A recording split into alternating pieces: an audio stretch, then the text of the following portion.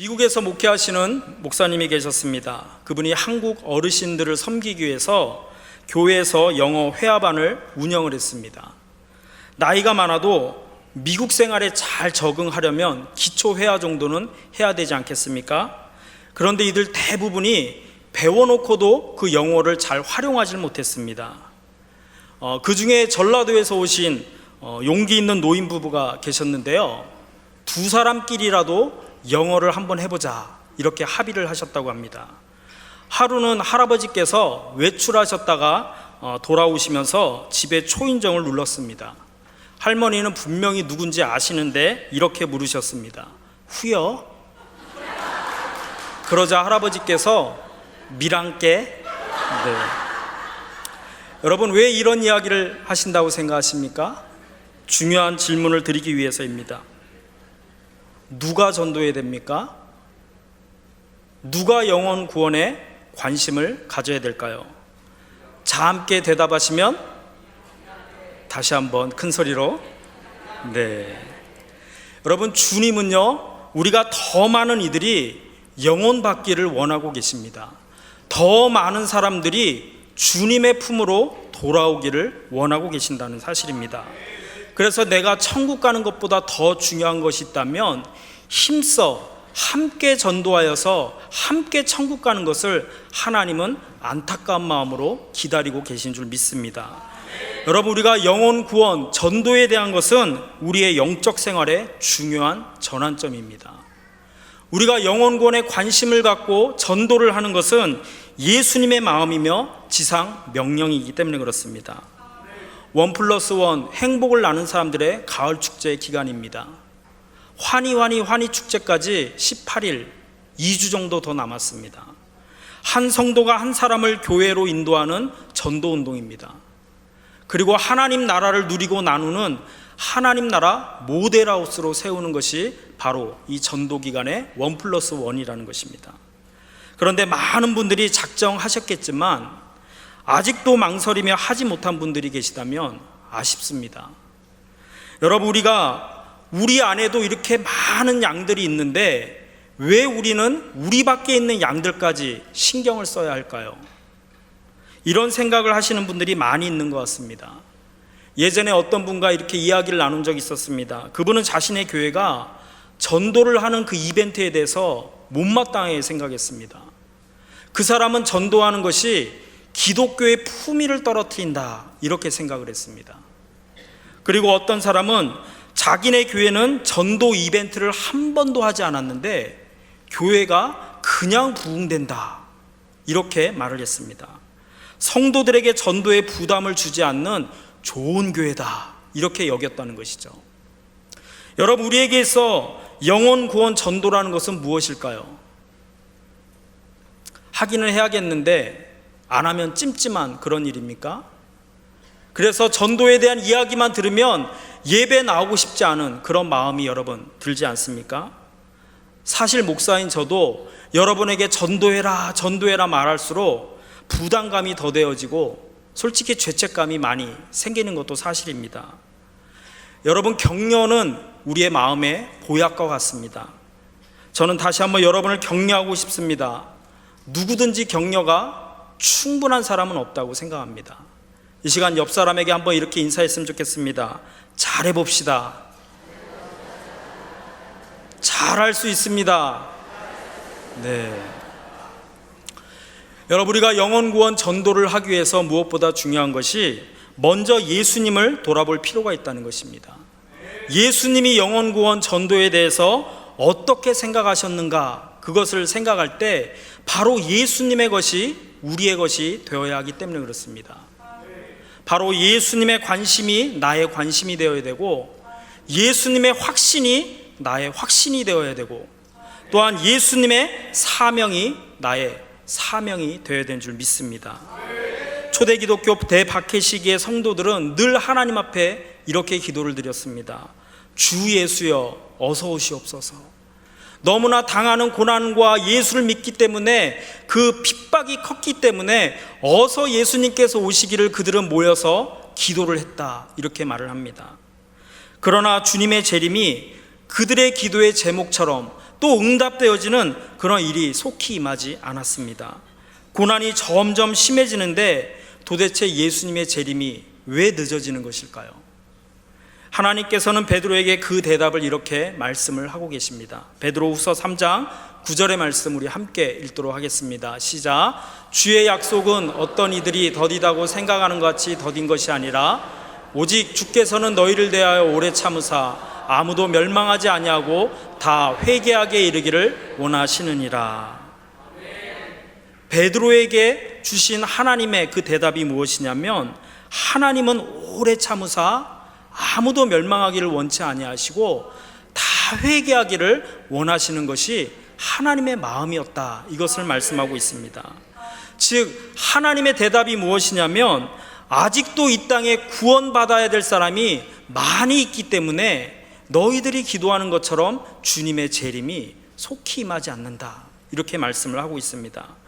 오늘 본문 말씀 16절에서 예수님께서는 또 이렇게 말씀을 하고 있습니다. 또 우리의 들지 아니한 다른 양들이 내게 있어 내가 인도하여야 할 터이니 그들도 내 음성을 듣고 한 무리가 되어 한 목자에게 있으리라. 이 말씀을 읽으면서 저에게 많은 깨달음과 또 감동을 주었습니다.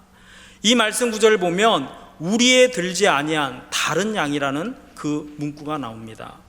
여기에서 말하는 우리의 들지 않은 다른 양이 바로 저와 여러분이었기 때문에 그렇습니다. 저와 여러분은 예수님의 우리아에 들지 않는 바로 우리밖에 사람들이었습니다. 예수님 당시에 우리의 들지 않은 다른 양은 바로 오늘날 보면 우리의 모습이 바로 그렇다는 것입니다. 장차 선한 목자 대신 예수님의 인도함을 받을 그 양을 가르쳐주고 있습니다. 여기에 들지 아니하다, 속하지 않고 또 한패가 아니다, 그런 의미를 담고 있습니다. 다른 양이라는 것은 무엇이냐면 구약 선민 공동체에 속하지 않은 이방인을 지칭하고 있습니다. 당시에 구원을 받으면 선민인 이스라엘 백성들만 하나님의 자녀로 생각해서 그들만 구원을 받는 우리 안의 양으로만 그렇게 그들은 생각했다는 것이죠. 그러므로 이 말씀은 이방인이 주의 구원에 참여하게 된다는 하나님의 예언적인 선포를 말씀하고 있습니다. 하나님께서 구원하기로 창세전에 이미 예정하신 모든 사람 가운데, 그 이방인 가운데 바로 저와 여러분이 포함되었다는 그 사실에 우리밖에 양이 바로 나였다는 그 말씀에 저는 많은 은혜를 받았습니다. 요한복음 10장 16절에 나온 우리 안에 들지 않은 다른 양, 그것이 바로 저였기 때문에 그렇습니다. 예수님의 관심이 어디까지입니까? 오늘 본문 14, 15절의 말씀을 또 함께 보시도록 하겠습니다. 나는 선한 목자라, 나는 내 양을 알고 양도 나를 아는 것이 아버지께서 나를 아시고 내가 아버지를 아는 것 같으니 나는 양을 위하여 목숨을 버리노라. 예수님은 자신을 가리켜 나는 선한 목자다, 이렇게 말씀하고 있습니다. 선한으로 번역된 칼로스는 도덕적으로 결함이 없다는 것입니다. 또한 칭찬할 만하고 모든 면에서 흠잡을 것이 없다, 이것이 바로 선한의 뜻을 담고 있습니다. 즉 예수님은 모든 면에서 흠잡을 것이 없는 목자이심을 자신을 가리켜 말씀하고 있습니다. 예수님께서 당신을 선한 목자라 이렇게 가르쳐 말씀하신 것은 당시의 시편 23편 그 유명한 말씀 가운데 다윗이 지은 그 시를 통해서 자신이 선한 목자임을 가르쳐 주고 있다는 것이죠. 여러분, 선한 목자의 특징이 무엇입니까? 사꾼의 특징이 무엇입니까? 선한 목자의 특징은 양들을 위해서 자기의 목숨을 아낌없이 버리는 것이 선한 목자의 특징입니다. 여기 예수님께서 자신의 모든 것을 버리신 것은 강요에 의해서 그런 것이 아니라 자원하는 마음으로 자발적으로 자기의 목숨을 내어 주었다는 것입니다. 이것이 바로 예수님께서 이 세상에 오신 그 목적과 일치되는 모습입니다. 예수님은 의인을 위해 죽은 것이 아니라 경건치 않은 자, 또한 죄인들을 위해서 자발적으로 자신의 모든 것을 내어 주셨다는 사실입니다.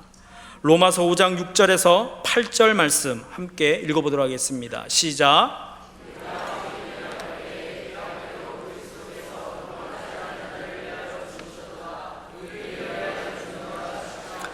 선을 위하여 온감이 죽는 자가 혹 있거니와 우리가 아직 죄연되었을 때 그리스도께서 우리를 위하여 죽으심으로 하나님께서 우리에 대한 자기의 사랑을 확증하셨느니라. 하나님의 사랑이 확증이 되었습니다. 여러분, 목자의 관심은 하나님의 사랑처럼 양에게 집중되어 있다는 것입니다. 선한 목자라면 더 말할 것이 없다는 것이죠. 하지만 목자가 아닌 삭군이라면 자기 양이 아니기 때문에 그 양을 위해서 자기의 목숨을 기꺼이 내어줄 필요가 없다는 것입니다. 목자이기 때문에, 그것도 선한 목자이기 때문에 자기의 양으로 생각해서 그에게 사랑을 베풀기 위해서 자신의 모든 것을 그 양을 위해 내어준 것이 선한 목자이기 때문에 그렇습니다. 그런데 중요한 것은 이 양이 우리 안에만 있는 것이 아닙니다. 우리 교회 안에만 하나님의 그 양이 있는 것이 아니라 그 양은 바로 교회 밖에, 우리 밖에도 그 양이 있다는 것입니다.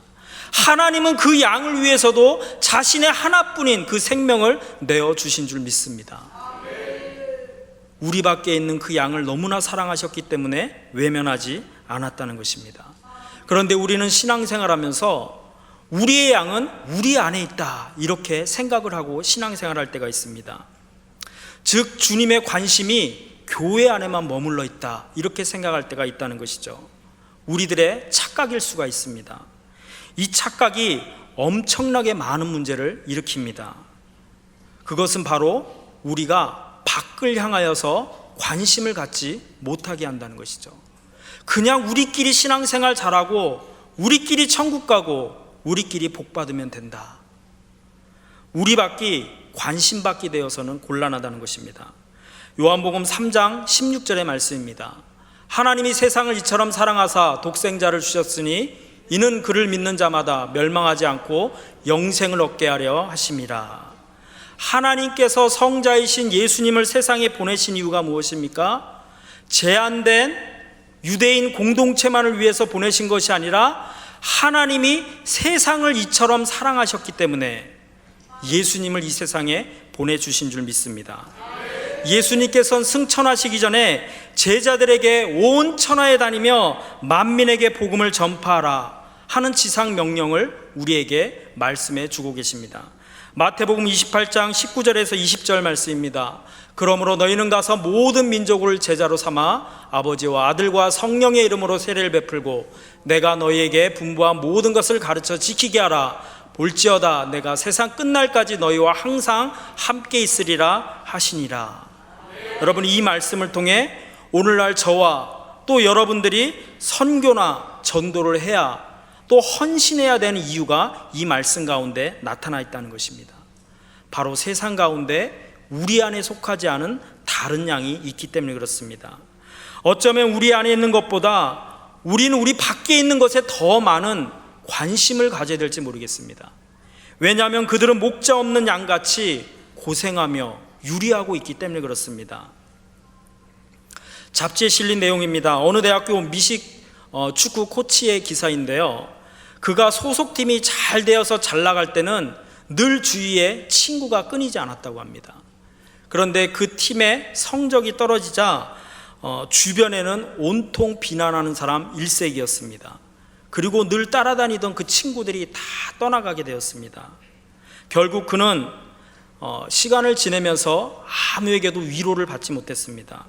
외로움을 느끼던 그가 애완용 개를 데리고 왔습니다. 그런데 어느 날 기르던 개를 바라보다가 한숨을 지으면서 이렇게 말을 했습니다. 이제 나에게 친구는 너뿐이구나. 그러자 개가 그 말을 듣고 꼬리를 흔들었습니다. 마침 그 자리에 무신경하게 앉아있던 아내의 모습을 훔쳐보면서 다시 한번 개를 향해 이렇게 말했습니다. 우리 집에 너 같은 친구 한 명만 더 있으면 좋겠다. 그 후에 어떤 일이 벌어졌을까요? 그날로 아내가 개 한 마리 더 사왔습니다. 여러분, 곁에 있는 배우자조차 우리에게 친구가 되지 못하는 그런 안타까움을 풍자한 내용이 아닌가 생각되어집니다. 오늘날 우리의 모습을 보면 같은 아파트에 살면서도 문을 열지 않더라고요. 옆집에 누가 사는지 무서워서 문을 열지 않는 그런 시대를 우리가 살아가고 있다는 것입니다.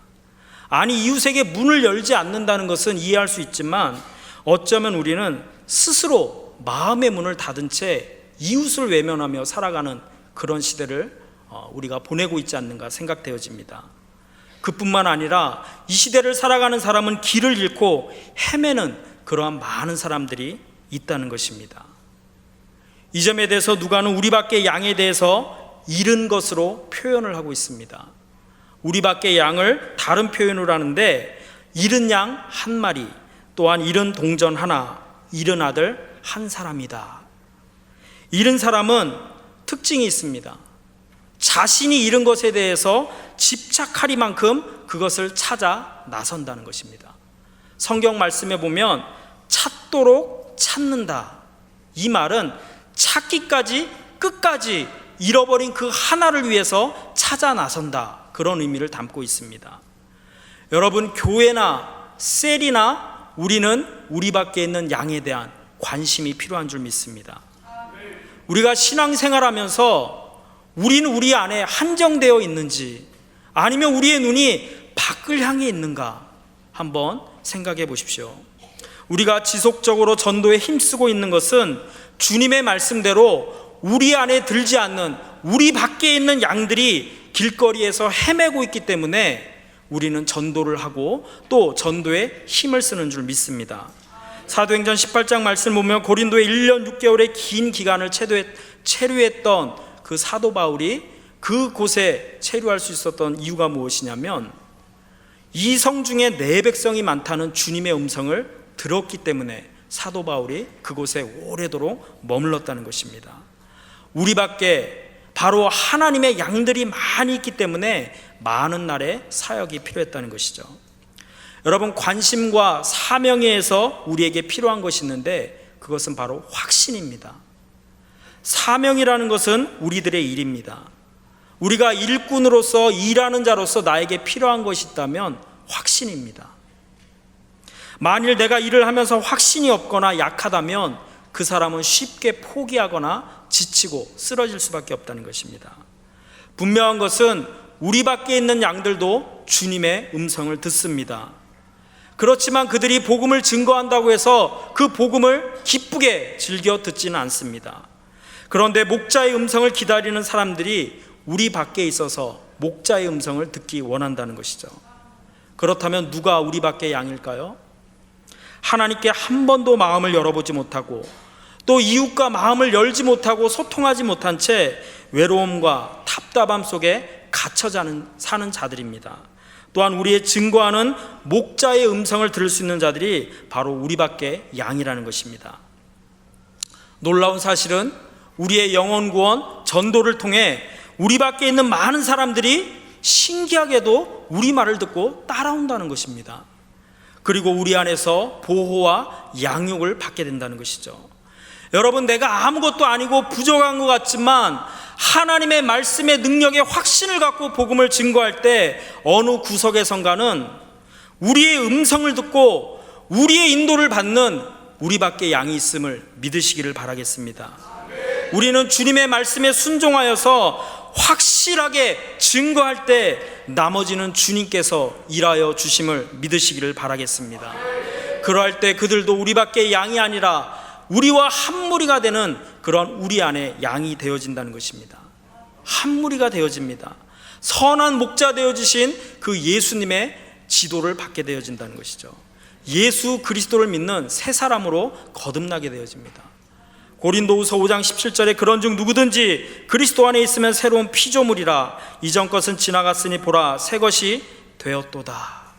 그리스도 안에서 하나 된 새로운 거룩한 공동체입니다. 예수를 믿는 사람은 예수 안에서 한 무리가 되어지고 새로운 관계가 맺어지게 되어집니다. 우리는 예수님을 목자로 그의 리더십을 따라가는 바로 예수님을 따르는 그런 믿음 생활을 하게 된다는 것이죠. 밖에 있는 분들이 안에 들어와서 우리와 더불어 한 무리가 되는 것은 사실 쉽지는 않습니다.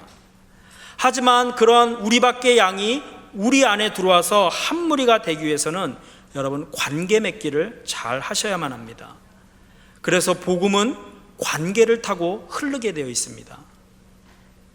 한 무리로 어울리는 일이 쉽지는 않지만 우리가 믿음 가운데 하나가 되리라 하는 믿음의 확신으로 나아가시기를 바라겠습니다. 이를 위해 기도하시고 헌신할 때, 그런 확신을 가지고 날 때 우리는 반드시 사역의 열매를 맺게 되어진 줄 믿습니다. 주님은 우리 밖에 양들에 대해서 관심을 가지셨을 뿐 아니라 자신의 사명을 분명하게 말씀을 하고 있습니다. 오늘 읽었던 16절 말씀해 보시면 주님은 이렇게 말씀을 하고 있습니다. 내가 인도하여야 할 터이니. 이 말씀은 내가 반드시 인도하겠다는 주님의 의지가 담겨져 있는 말입니다. 그 잃어버린 양을 놓치는 것이 아니라 내가 반드시 그 양을 찾기까지 찾겠다는, 인도하겠다는 하나님의 의지가 담겨져 있다는 것입니다. 자신의 아내를 양들을 위해 목숨을 버리는 일인데도 그것이 바로 대상 밖에 있는 양들에게까지 이루어졌다는 것이죠. 여러분, 밖에 있는 양을 향한 그 사역의 시작은 다른 것이 아니라 그 양을 바라보는 연민과 국률과 사람을 사랑하는 마음에서 예수님의 사역은 시작되어진 줄 믿습니다. 부활하신 예수님께서 베드로에게 찾아가서 사랑을 확인하시고 부탁하신 사명이 있습니다. 내 양을 먹이라. 예수님을 3번이나 부인했던 그 베드로에게 다시 한번 예수님은 꾸짖지 아니하시고 사랑을 확인하시고 사명을 맡기시는 놀라운 일입니다. 특별히 우리 밖에 있는 양들을 인도하는 일은 주님이 관심을 가지신 매우 중요한 일이라는 것입니다. 그러므로 우리는 우리의 관심이 주님의 눈이 향하는 곳에 우리의 눈이 향하기를 주의 이름으로 부탁드립니다. 주님의 발길이 향하는 곳에 우리의 발길이 향하셨으면 좋겠습니다. 왜냐하면 그곳에 주님의 방황하는 우리 밖에 양들이 있기 때문에 그렇습니다. 이것이 우리가 추구하는 전도이고 이 민족을 살리는 선교이기 때문에 그렇습니다. 여러분, 우리는 사역을 하면서 환영받는 곳으로만 가는 것이 아니라 하나님의 우리 밖에 있는 그 양을 향해 나가야 되는 줄 믿습니다. 이를 위해서 나 혼자 하는 것이 아니라 먼저 나아가기 전에 하나님께 기도로 나아가셨으면 좋겠습니다. 기도는 우리가 상상하는 것 이상의 엄청난 파워가 숨겨져 있는 줄 믿습니다. 그 사람을 만날 때마다 다른 말 하지 마시고 내가 당신을 위해서 기도하고 있습니다. 나에겐 능력이 없지만 그 말 한마디가 그 사람의 심령에 그 지진을 일으키는 놀라운 역사가 나타날 수 있기 때문에 그렇습니다. 70인의 전도대를 보내셨을 때 엄청난 영적인 현상을 체험하게 됐습니다. 주의 이름으로 귀신들이 항복하며 떠나는 일들이 나타났다는 것이죠. 예수님은 사단이 하늘로부터 번개처럼 떨어진 일들이 나타난다고 말씀을 하고 있습니다. 여러분, 전도라는 것은 가장 치열한 영적인 전투입니다. 전도는 영적 전쟁의 결과로 얻는 열매가 전도이기 때문에 그렇습니다. 그러므로 전도할 때 혼자 나가지 마시고 주님의 손을 붙잡고 기도하며 나아가는 그런 모습이 되셨으면 좋겠습니다. 또한 우리 밖에 양을 여러분들 우리 안으로 부르기 위해서는 관계를 잘 맺으셔야 돼요. 어떻게 해야 됩니까? 문자나 편지로 관심을 드러내시길 바라겠습니다. 주님의 관심을 느낄 수 있도록 거기 작은 글로 하나님의 그 메시지를 증거하시기를 바라겠습니다. 많은 사람들이 겉으로는 화려한 것 같은데 속으로는 외로움에 살아가고 있는 사람이 많습니다. 진실한 교제를 원하는데 어디에 가서 누구랑 사귀어야 될지를 알지 못하고 방황을 한다는 것입니다. 우리가 그들에게 작은 관심을 갖고 주의 사랑을 전할 때 바로 그들은 우리 안으로 들어오게 되어진 줄 믿습니다. 그리고 초청하십시오. 여러분의 셀 모임 가운데 소그룹 가운데 초대하시고 서프라이즈 파티를 열어놓으시기를 바라겠습니다. 친절하게 하시길 바랍니다. 하지만 과잉 친절은 금물입니다. 그리고 예의 바르게 하셔야 돼요. 그러나 아첨은 금물입니다. 그리고 정중하게 하시기 바라겠습니다. 그리고 곤란한 짓물은 하지 마시고 상대방을 잘 이해하는 그런 태도로 대하실 때 그들이 우리 안에 들어올 수 있다는 것입니다. 여러분, 전도라는 것은 혼자 하는 것이 아니라 함께 한다는 것을 여러분 기억하셨으면 좋겠습니다.